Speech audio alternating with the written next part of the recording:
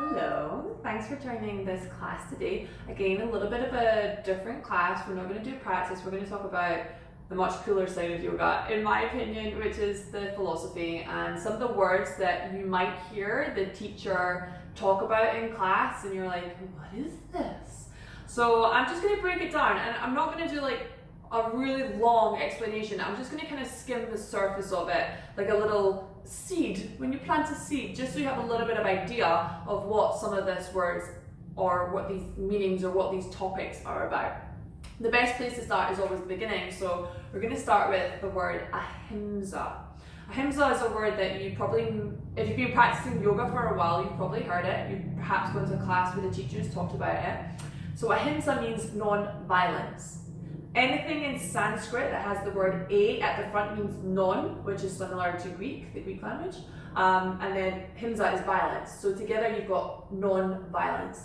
And this is the first teaching of what we call the yamas, and the yamas are external observations or ethnical codes for a yogi.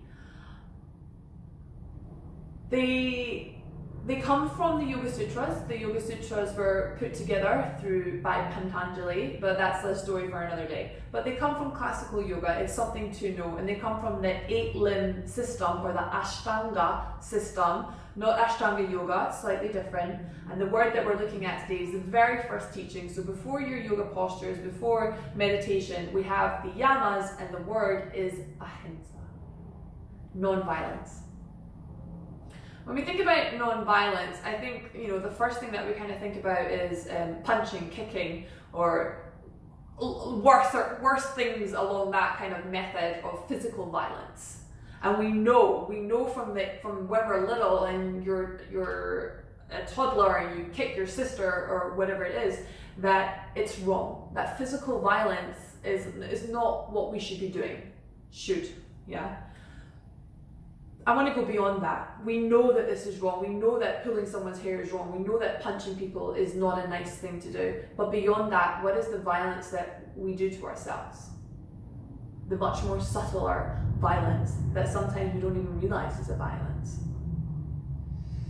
We know that eating junk food, for example, if we were to only eat junk food, if we never eat vegetables, if we don't eat our greens, if we don't drink water, we just drink fizzy juice and Coke, and all that kind of foods, the junk foods, the pizzas, the crisps. I love pizza, I love crisps, don't get me wrong, I eat it, but I eat it within a balance. But if we only eat that, what happens? We know that eventually we'll end up with obesity and heart problems, and it leads to down that path. But let's look at junk food. We know that when we eat a bag of chips that we feel a bit after. We know when we overdo that and we continue to do that, like there's a side effect of that.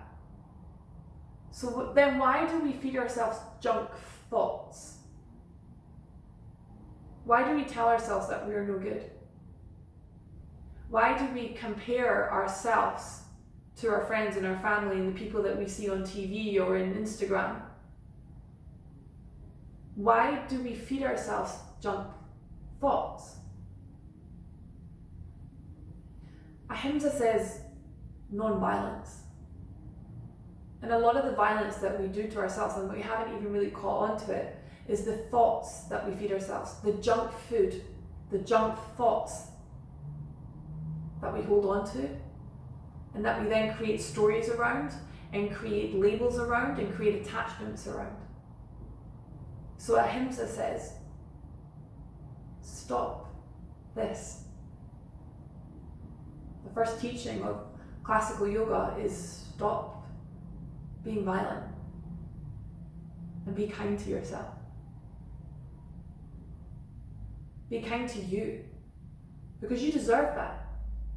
You deserve kindness, you deserve love, you are unique. And when we practice yoga, we start to understand this. So why do we create this violence towards ourselves? Why do we compare ourselves to others? Why do we judge the way that we look? When the way that we look isn't really who we are. It's our actions that define us. But somehow along the way, we've lost this connection to that truth. Your actions define you. And Ahimsa says, be kind in your actions. Be kind with the thoughts that you say. And then that extends out to everyone. Be kind.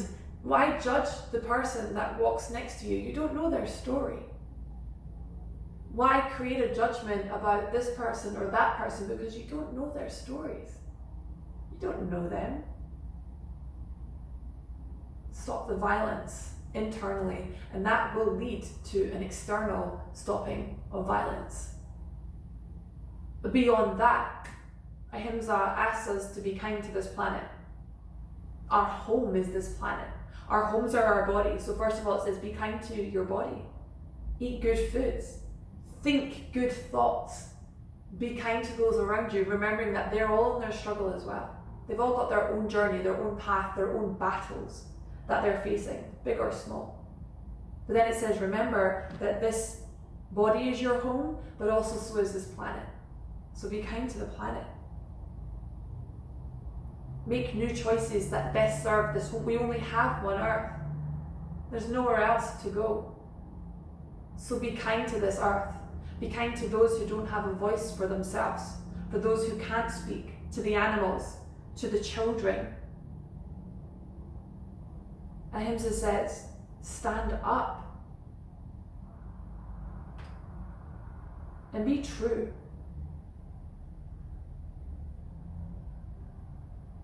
So I leave you with just a few. This is me scratching the surface of this one little word. But how can you be kinder to yourself today? And how can you be kinder to our other home, our planet today? I want to leave you with a short little reading from the Bhagavad Gita. It's chapter 16. I'm going to read verses 1 to 3. Be fearless and pure. Never waver in your determination or your dedication to the spiritual life. Give freely. Be self-controlled, sincere, truthful, loving, and full of the desire to serve. Realize the truth of the scriptures and learn to be detached and to take joy in renunciation. Do not get angry or harm any living creature, but be compassionate and gentle. Show good will to all. Cultivate vigor, patience, will, purity, avoid malice and pride. Then you will achieve your divine destiny. Thank you for listening with me today, and I really do invite you to act with kindness towards yourself and towards each other, towards this earth, and see where it leads you.